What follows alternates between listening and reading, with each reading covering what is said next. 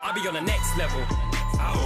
Sitting by the TV with my feet up. But I'm actually couldn't beat us. Even with cheat codes, still couldn't keep up. I'll be on the next level. My name is Jamal Edwards and I'm the founder of SBTV. It's hard to believe that 300 million people suffer with depression across the globe. I wanted to understand more about why this has become such an epidemic, with most suffering in silence.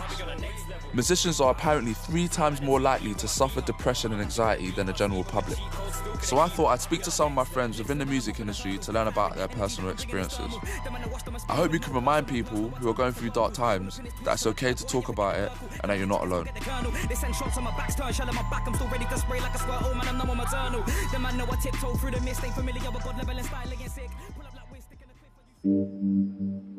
SBTV came about when I was 15 and I was running around acting with a camera, filming my mates and uploading videos onto YouTube.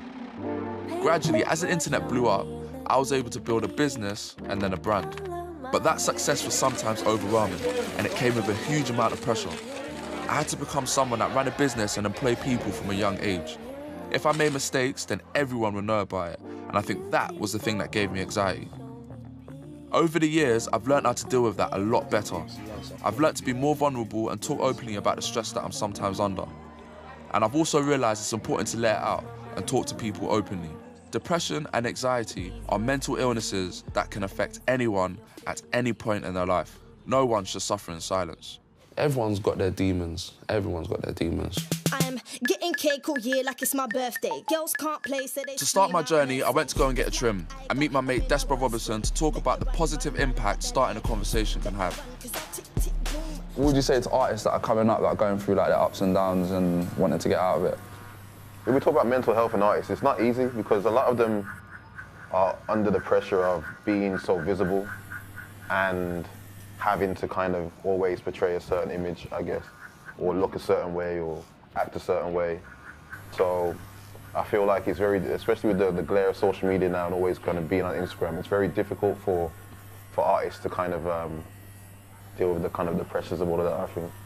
Like I see people going through things and nobody else gets to see them, but it's kind of like the backstory behind kind of what everybody sees isn't always glossy. So it's important for people to be able to talk. Do you feel like the message is portrayed enough in the music? It's changing because I feel like, say when gangster rap and all that kind of thing was the most prevalent form of hip-hop music, I guess being emotional or showing your emotions or being honest about, you know, actually I'm going through stuff right now, wasn't the thing to do. Like, so for an artist, they weren't talking about that, and then for a fan, the fan was like, yo, I'm not gonna come out and say I'm going through stuff.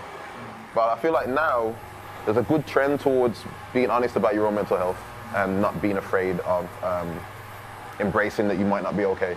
And do you think like people should learn it from a young age? Obviously people say it's like 16 plus, 18 plus, but do you even think it's younger than that? I Like think people can have these, like have effects and get anxious. I went through a lot of personal family tragedies from like between 11 and 21. So I feel like at an early age, maybe like 13, 14, I should have had therapy. Like, cause like I lost my uncle, he killed himself, and it's like, I really feel like I didn't process that properly. So if I'd had therapy earlier on, maybe, you know, maybe depression and things later on in life maybe wouldn't have come through that way. But then I was like, actually, you know what? I don't want to get past a certain age and actually feel like I haven't lived my life to my full in both in a physical sense and a mental sense, like actually feel like I'm at peace. And I wanted to get there, so I thought, you know, I'm gonna go, before things get bad, I'm gonna go to therapy, and it's helped. So, like, for anybody that knows me, they'll know it's made a difference.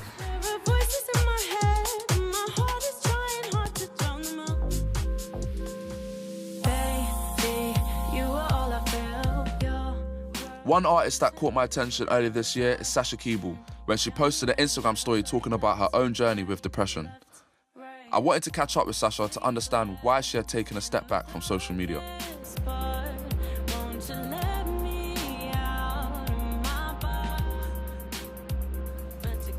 Sasha, like what happened? What was going on?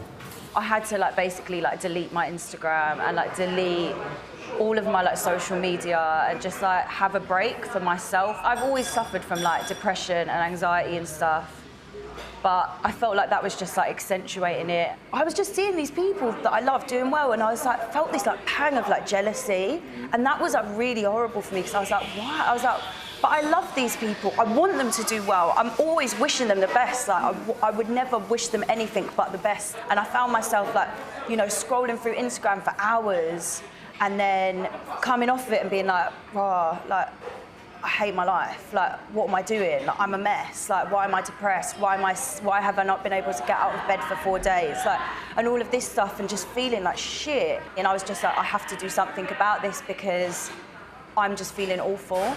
Thank you for being so open and honest, because obviously some people would have seen your videos and some people look at this and be like, wow, like you're just talking a lot of gems. But how did you like bring yourself back out of it? I will try everything to try and get myself out of that mindset. But sometimes you just can't, and it's, you know, it's not a nice experience. It's a really dark experience, but now sometimes I just have to be like, okay, stop beating yourself up about it. This is like part of your life, and you just have to accept it. I don't see any other people talking about it, like, and it's very rare, and I struggled with it myself, where I felt like almost like ashamed of like how I felt, and I was like wary of like telling people that like I was depressed, because I didn't want them to look at me like a damaged person or like damaged goods or whatever. So yeah, I really had to just address it for other people, and I didn't actually realise how important it was for other people to hear that, and how not spoken about it was. Straight away, like the responses started rolling in from like all kinds of people, like from like people who I look at and I'm like, you've obviously got your life together. Like, do you know what I mean? Like, you never look like you're having a bad day, because you're constantly on Instagram, and it's like, that's just not the case. I'm excited to hear the new music. I feel like you're back, but you're back on your own terms. Yeah, exactly, and that's how I feel, and that's really important for me, girl. Okay, thank you. Hit the deck, said that they were balling, I intercept. Come with it, nah, but send threat. I'ma explode on a track, send text. I went to meet my friend Cleo, who took a step away from the music scene last year after being subject to online abuse. Spin a time, spin 'em like a microwave. The stars right here, no cyberspace. Shoulder to shoulder, how we get lost in the crowd. So yeah, I'd love to hear more about the journey that you've been on the last few years. Yeah, so as you probably know, like I haven't been in the industry for a while. I got to a place where I just felt a bit lost with myself musically, my identity.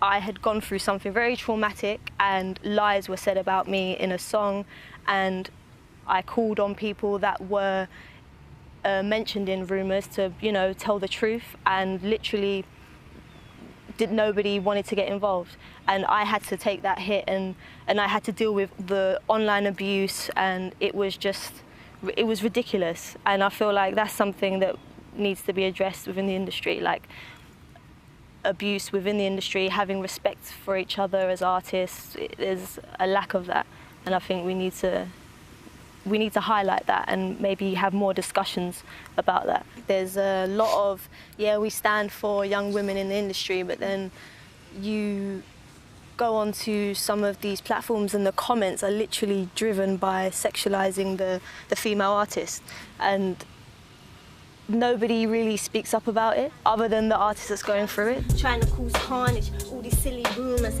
anything to tarnish. Man said that he slept with me, I don't even know, man.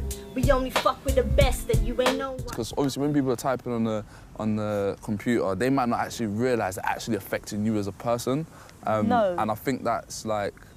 They don't see the bigger picture of, you know, like me having to look at a phone and there's thousands of them that are coming at you, and they just think, oh, it's just a comment, it's just one person, but actually it can be so overwhelming. The music industry is like a little world. We don't step out and see reality, because a lot of this musical world now is heavily linked to social media. So a lot of us live on social media, we create these ideal selves, and we portray this on social media. And for me, it was very refreshing to step away from social media and the music industry and all the pressures and anxiety that I was going through, and just go traveling in nature and just feel free. This is a tale of two men, this is Jekyll and Hyde. Have you ever had a war with your mind? It's like I'm two men. One artist who's talked openly about depression in his music is Dave. I caught up with him to understand how his past has influenced his music.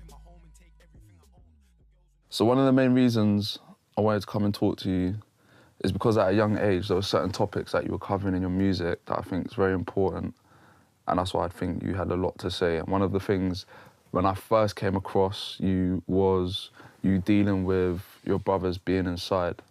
And you as a young person, what was going through your head, like your ups and downs? Like obviously you said I think you was the last of your brothers that was left with your mum and all that. How did you deal with it?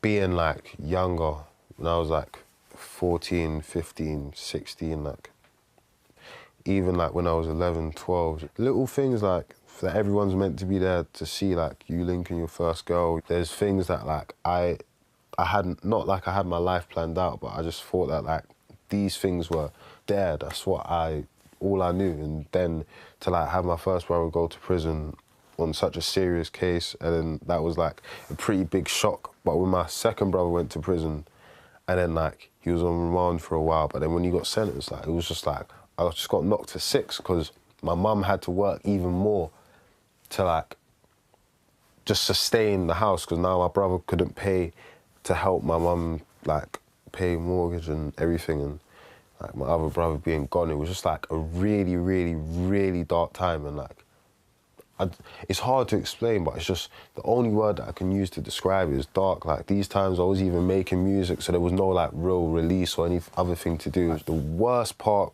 for me was just like just overthinking the different scenarios, the different possibilities, what people were thinking, saying, like how my life was gonna pan out, like the powerlessness of certain things, like the fact that you can't do anything to help. Like it's just like, it's pretty wild. And then like I was like so, I wouldn't say obsessed, but I was like very, very, very driven and angry, like as to the situation that had happened and like just life in general, because I hadn't found my own sort of thing to like occupy myself with, and just like something that made me want to wake up in the morning and like made me want to like go out and do. Because one thing like that actually overcomes having a negative thing on your mind when you wake up is having something that you want to do when you wake up, like something that you actually look forward to doing. You know, going to sleep hoping that hours will pass so you can wake up and do A, B, C, D, E, F and G. Now, you know, I guess I'm not over anything. I'm not like in a situation where like I still feel everything that's going on now, but like because spend the time so like hopefully constructively, and there's a lot of positive things going on. I guess like a positive reflection of yourself can only help to make positive everyone else around you. You know, a happy me is a happier mum. People just assume and think, because obviously you're a musician, they think, oh, you got bare girls onto you and you got bare people caring, you got the attention. But you know what it is? That's social media, and that's one thing. Like speaking to people in this film, is people look and they think it's all up, up, up, up. Yeah, bare girls, jewels, clubs. You're living the life, but I just wanted to show the reality of that. Speaking to these artists gave me an insight into the toll the music industry can put on your mind.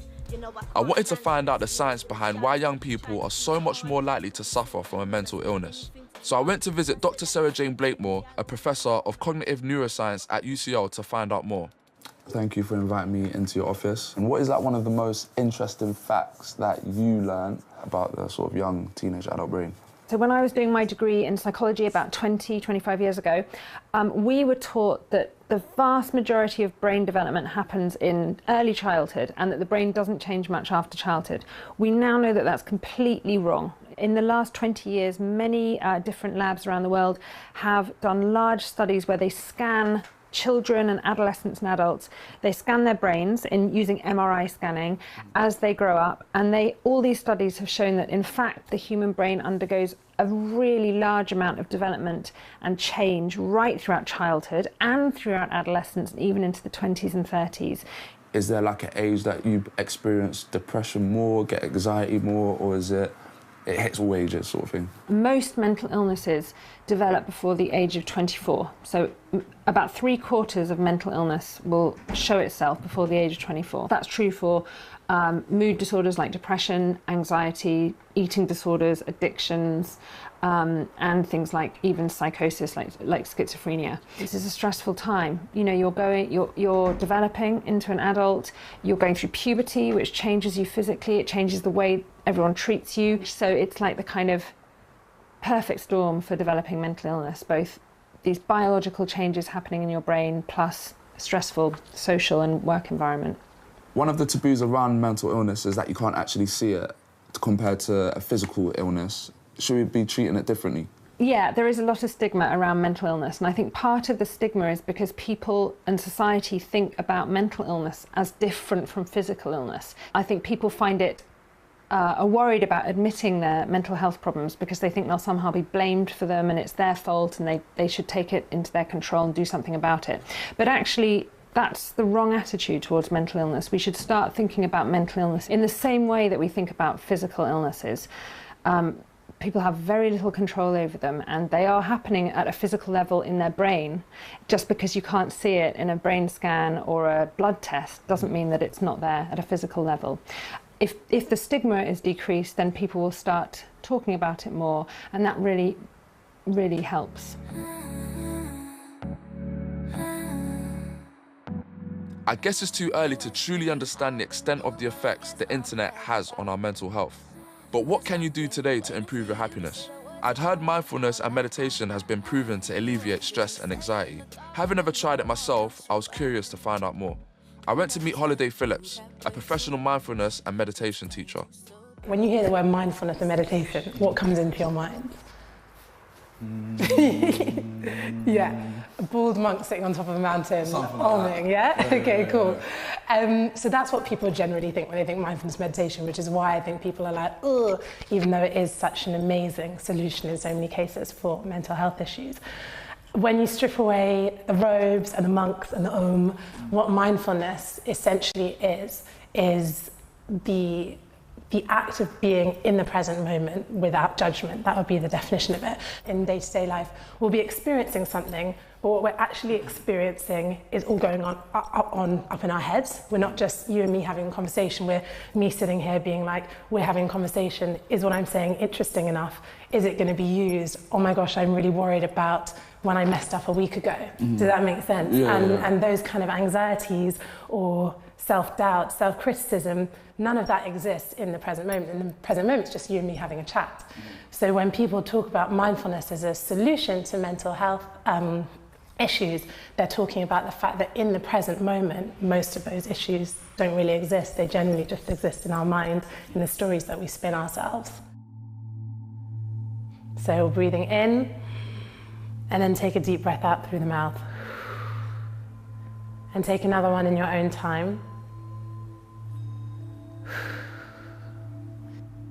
And as you lie here and breathe with me, knowing that there is nothing else that you need to do and nowhere else that you need to be for just the next few minutes, except for lying and breathing.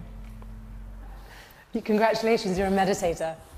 Do you know what, when I was doing it, yeah, I was obviously there's noise outside, so I was like, oh, trying to cancel out the sound that was outside, and I'm trying to like, proper close my eyes where I'd like get lost in the world. Yeah. But obviously I got so much on here, so yeah, for that period of time I was just like trying to forget everything. And that is, you know what, that is completely normal. Meditation is not about emptying your mind, it's about becoming friends with it. That's what a lot of people will describe. And do you think that sort of like logic is helping with mental illnesses? All of us are going to experience pain at some point in our life. What makes that pain even worse is when we try and resist it, or when we try and change it, or when we try and fight it, because then you're just adding a whole other layer on top. Meditation teaches you to sit with your pain and be okay with discomfort. So if we can do that, then all we're dealing with is just the pain as it is, not a whole other layer on top of I shouldn't be feeling like this, let me get over this, no one else feels like this. So I really think it can help, particularly with the stigma around mental health, people feeling they should be a certain way, whereas actually you are where you are and you are who you are, and that's perfect. So yeah, I think it helps. Thank you. No worries. We all put time and effort into trying to keep up appearances, especially on social media. We pretend we're okay even if we're not. But opening up about your own depression is not a sign of weakness. If we want to beat the stigma surrounding mental health, we need to start talking about it openly and not be afraid to be ourselves even at the worst of times. Most importantly, we need to treat mental health as seriously as physical health, because anxiety and depression are real and have physical impacts on all aspects of your life.